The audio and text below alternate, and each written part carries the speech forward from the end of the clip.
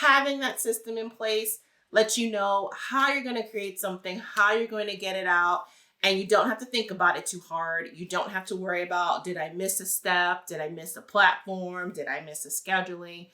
You'll know, and it's streamlined and efficient, and you can do more in less time.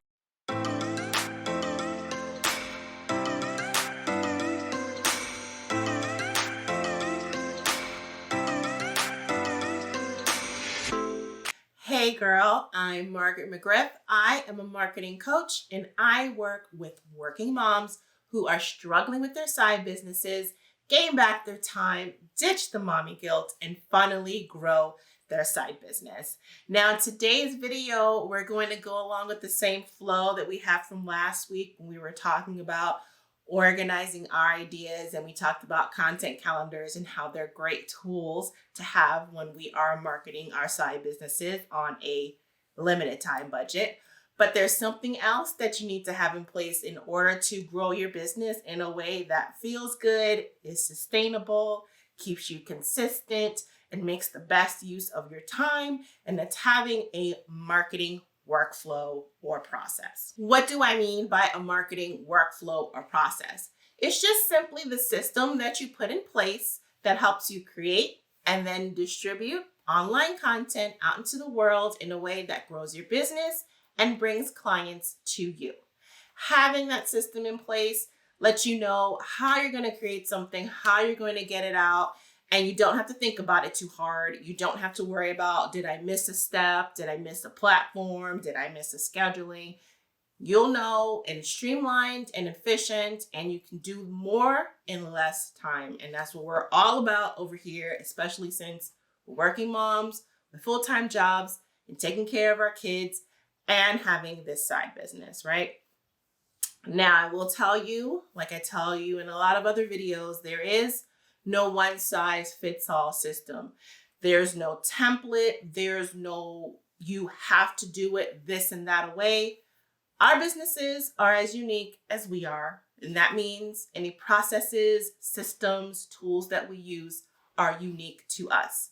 So my job is to make sure that you understand how a workflow works, what processes you need to put in place that work for you.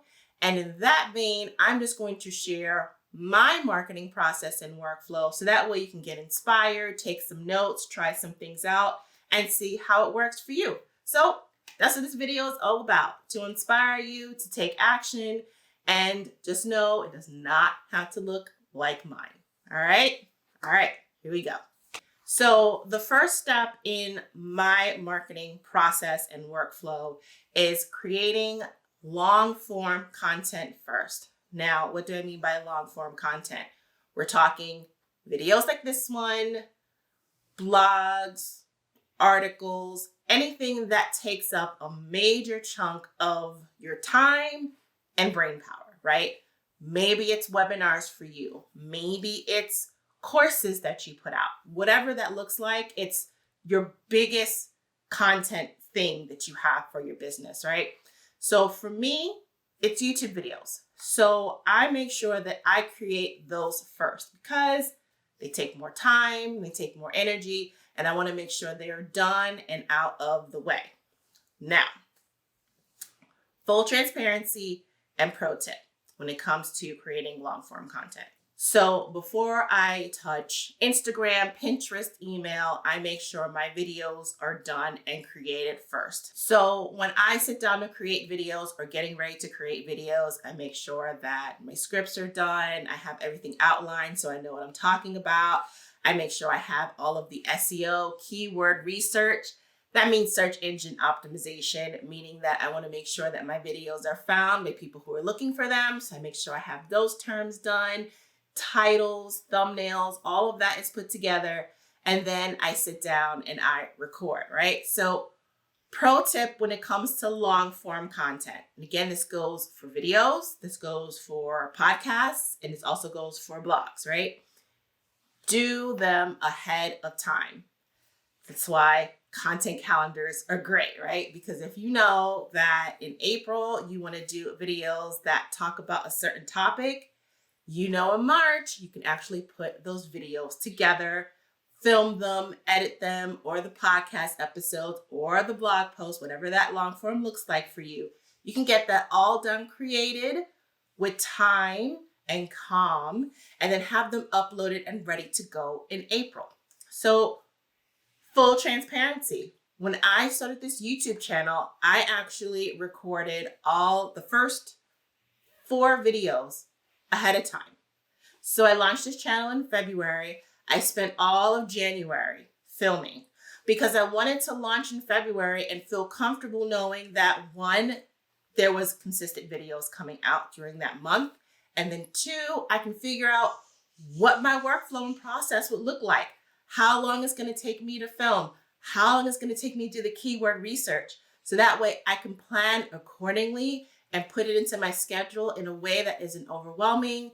It doesn't take away from self-care, time for my kids, or doesn't have me up at all times of the night. So I designated 2 weekends out of the month, and those were my filming days, right? So if you have long form content that you get out on a consistent basis, make sure you work on that first because it's going to take you the most time. So you want to give yourself plenty of room and plenty of breathing space just in case technology messes up, the blog post isn't looking how you want to, or however happens, and you're not stressing about, oh my gosh, I'm not getting this out on time. So the second step of my marketing workflow and process is then repurposing my video into another long piece of content, which is a blog.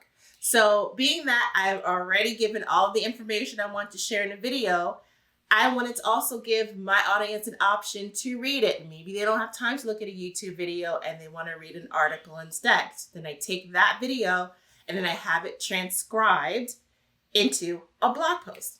And then I can put that blog post up on my site. So I release YouTube videos on Monday, and then the blog post of that YouTube video is then released on that Wednesday. So pro tip to help me save time with that is I use a service called rev.com, and all I have to do is upload the video and they transcribe it for me. So then all I have left is to just tweak things here, fix a couple of sentences there, format it a little bit.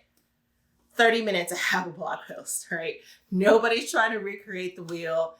Nobody's trying to spend more time than what they have to. So the next step in my process is making sure that the blog post version of the video is up on my website. Okay, so now that I have 2 long form pieces of content, YouTube video, and the blog post, now it's time for me to figure out how to distribute that to my audience, right? So the first step I do in that is I send out an email to my email list, right? And I let them know there's a new blog post up and or video if they choose to watch that one. I have templates set up in my email platform. I already have my list of people segmented out. So all I have to do is put a quick email together, tell them a little bit of what it's about, link, and then schedule that email to go out to my list. So pro tip on emailing, especially if you're emailing pieces of content, take whatever intro piece you have. So let's say you have the intro paragraph of your blog post, or in your video, the intro of what you're going to introduce to that topic, and just reword it a little bit. Reword it a little bit, put it into that copy, click here to watch or read or listen to, and the email's done. Again, no need to recreate the wheel. Use what you already have and send that out to your audience. So now that my email list has the links to the video and the blog post, now it's time to get this content out on social media. So the next step in my process is creating graphics, captions, titles, all that wonderful stuff so I can share the blog post and the video on Pinterest and Instagram. So I go into Canva, I create the images for the blog posts that I want to share on Instagram and Pinterest, and get all of those up on my schedulers that I use for Pinterest and Instagram, and get those posts out to my online audience. Now, pro tip on how to do social media distribution in a way that you're not pulling your hair out. Canva, and I'll go into Canva more and I'll sing its praises probably in like 20 million more videos, but just to know that Canva is a free. You can upgrade to Pro, but they do have a free version where you can create graphics based on templates. And templates are your best friends. Templates will save you so much time. So if you have a template for Instagram and you have template for Pinterest, all you got to do is go in, swap some titles, swap some images, maybe change a color or two if you're feeling it, and they're done.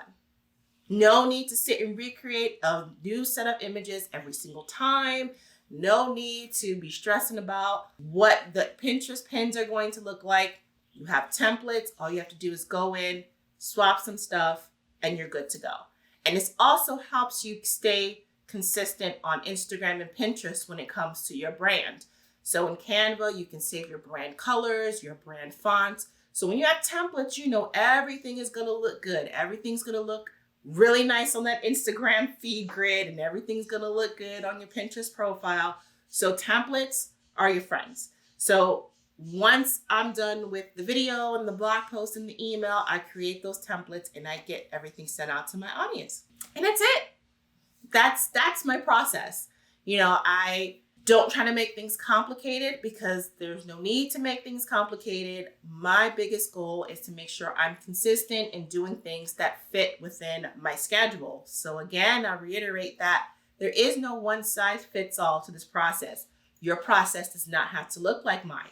Maybe you want to send an email first for your podcast and then put it on social media. However it is that you want to do, I just want to share my process so you can understand, one, what kind of a process looks like, and then two, maybe try some things out for yourself. Maybe try the batch scheduling. Maybe try creating those templates in Canva, seeing how that works for you.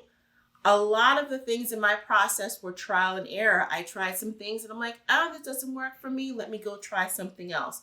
Which is why I wanted to create the biggest forms of content that I had first, because that was going to be the biggest learning curve for me as to understanding how long things were going to take me. So again, marketing processes are great ways to kind of streamline your marketing, keep you consistent, take out all the stress and overwhelm of creating content and showing up online and all of that wonderful stuff. So I hope you found this helpful.